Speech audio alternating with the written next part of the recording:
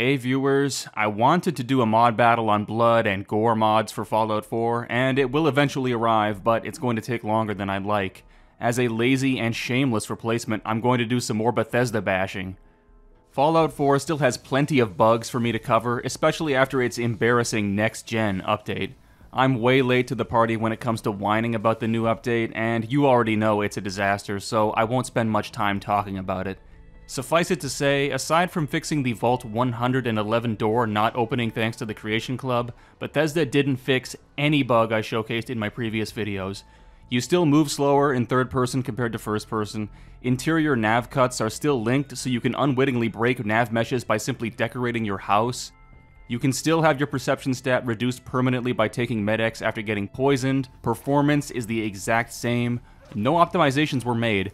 They only made the game hit 60 FPS on the new consoles by relying on their raw power and cutting back settings. Oh, and the game speed is still tied to the frame rate, they didn't fix the weapon debris crash, and they didn't remove the setting from the launcher either. They could have at least added a warning pop-up when you enable weapon debris informing you that it's broken. How hard would that have been? I guess way too hard for the multi-billion-dollar company that supposedly cares about maintaining long-term support for their games.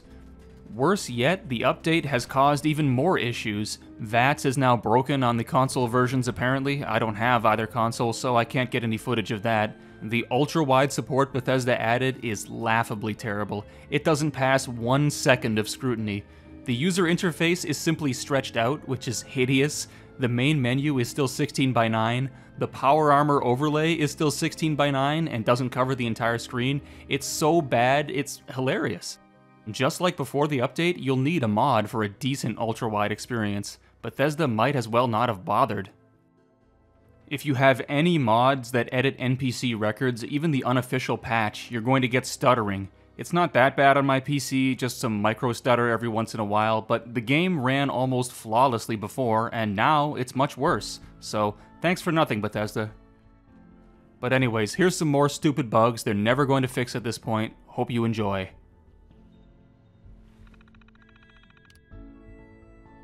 This goddamn bug is the reason you're not getting a blood and gore mod battle this week. Here's how it works. When you load a save, not only do the wound decals that were there before you saved disappear, which is acceptable since spending resources saving those would be a bit of a waste, any new wound decals you create will also disappear almost instantly. You can only have one long-lasting decal at a time once this bug sets in.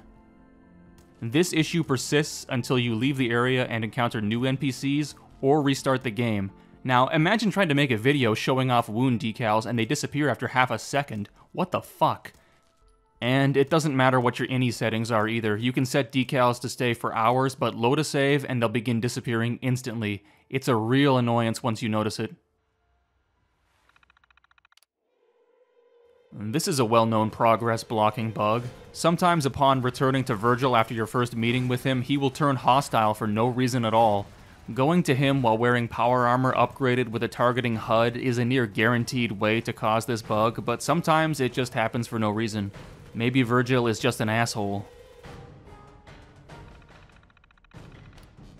Here's something you'll never be able to unnotice. Some of the interior walls in Red Rocket Truck Stop have no collision. You can walk right through them. This is surprising since it's one of the first locations you reach in nearly every playthrough. How did QA miss this? Most other Red Rocket Truck Stops have the exact same missing collision too. Exploiting this bug isn't very useful since you can't shoot through the wall or do much of anything with it really, but it's an interesting bug nevertheless. Here's a great little bug. If you eat Yao Guai roast, you're supposed to get 10 extra melee damage, or maybe it's meant to be 10% extra melee damage, it's unclear. But for whatever reason, the roast actually gives you over 8 times as much melee damage, which is insane. You can pretty much one-shot anything with a melee build as long as you remember to hunt for Yao Guai every once in a while. The unofficial patch fixed this bug a long time ago, but it's still present in the next-gen version.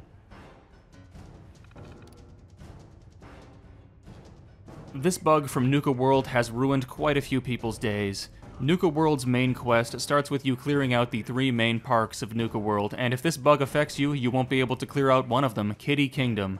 When you enter Kitty Kingdom, you get an objective to search the tunnels, funhouse, and theater, but if you go to the theater first, you might have just soft-locked the quest. I had to play through it twice to get it to break. The first time around, the quest worked as expected, but the second time, after going through the theater and the tunnels, the funhouse objective refused to complete, and going back to the theater resulted in me fighting an invincible Oswald indefinitely, with no way to go up the elevator to trigger the final confrontation. It's possible to use console commands to force the quest to end, or circumvent the normal route and fly up to the castle's rooftop, but this bug is still a real pain in the ass. On the other hand, this next bug is a fun oversight. The Harpoon gun from Far Harbor has a flechette attachment that makes it fire multiple harpoons at once. Despite this, the gun only consumes one harpoon for each shot. However, you can often retrieve 4 or 5 harpoons from NPC corpses, which means you'll never run out of ammo, assuming you're reasonably accurate. This isn't really a game-breaking bug, there's far more overpowered weapons in Fallout 4, but it's unbelievably stupid nobody noticed the obvious problem with the flechette attachment.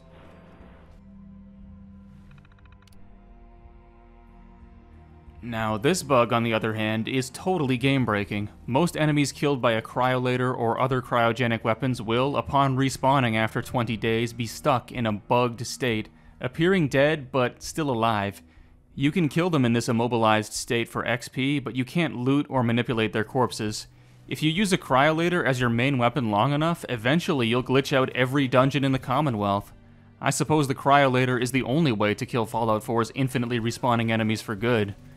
A bug like this should have been a priority fix for the next-gen update, since it's easily reproducible and completely ruins the game, but no, Bethesda doesn't care.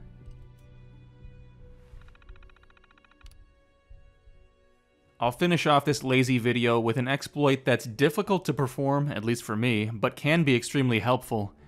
At any crafting workbench, if you don't meet the requirements to craft an item, whether you lack the resources or perks to do so, as long as you meet the requirements for the item above or below your desired item, you can get your cheating hands on it regardless.